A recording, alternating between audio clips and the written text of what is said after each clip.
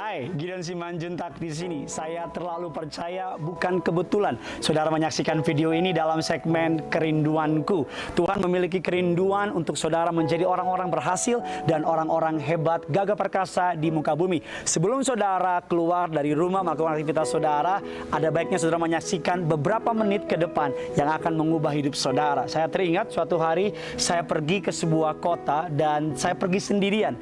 Dan saya berkenalan dengan beberapa orang di pesawat karena orangnya saya cukup senang berngobrol. Dan ketika turun dari pesawat menuju pintu keluar yang cukup jauh, karena malu bertanya, saya memiliki asumsi orang yang tadi ngobrol sama saya di pesawat, orang yang mau menuju keluar dengan saya. Saya berasumsi dia memiliki tujuan yang sama dengan saya. Dan saya ikuti dia. Dia ke atas, saya ke atas. Dia ke bawah, saya ke bawah. Bahkan dia ke toilet, saya juga ke toilet. Dan yang terakhir dia masuk ke sebuah kantor maskapai penerbangan dan celakanya nggak keluar-keluar lagi.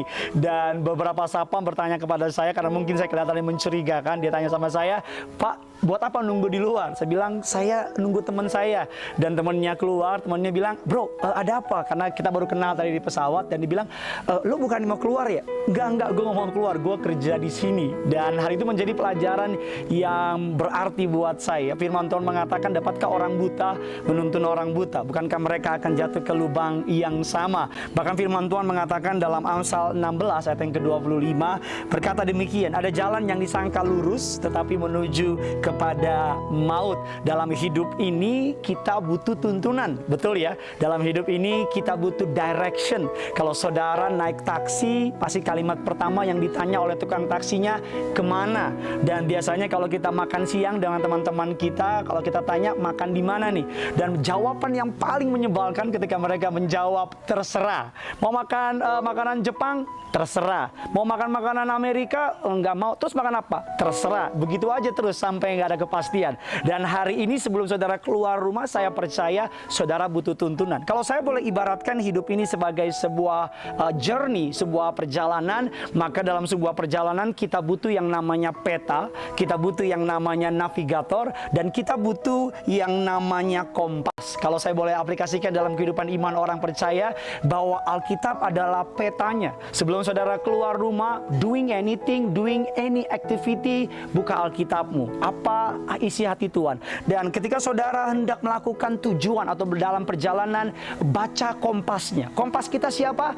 Hati nurani kita. Hati nurani kita yang dipenuhi oleh Roh Kudus akan menuntun kita kepada pilihan-pilihan yang tepat. Dan yang terakhir, navigatornya adalah Roh Kudus. Tiga faktor ini saya percaya akan mengubah hidup saudara. Tiga faktor ini saya percaya akan mengubah perjalanan saudara. Maka sebagai hamba Tuhan, sebelum saudara memulai aktivitas apapun hari ini, atau saudara yang sedang mengambil keputusan penting, pekerjaan, baik pindah rumah, atau bahkan mungkin pasangan hidup, jangan lupa untuk melakukan tiga hal ini. Cek melalui firman Tuhan, apa kata firman Tuhan, apa isi hati Tuhan, apakah boleh berdasarkan firman Tuhan. Dan yang kedua, saudara dan saya bisa melihat kepada yourself atau inside you, hati nuranimu yang telah dikuduskan oleh firman Allah menjadi kompasnya. Dan yang terakhir, navigator, Roh Kudus. Setiap orang percaya di dalam dirinya ada Roh Kudus, yang Roh Kudus akan menuntun saudara. Saya percaya ketika kita merendahkan hati kita, datang kepada Tuhan, meminta tuntunan Tuhan, perkara-perkara hebat akan terjadi dalam setiap kehidupan saudara dan saya. Bagikan kabar baik ini, sama seperti saudara diberkati, saya percaya semua orang yang menonton juga pasti diberkati. Tuhan Yesus memberkati saudara yang punya surga. Crazy in love with you. Bye-bye.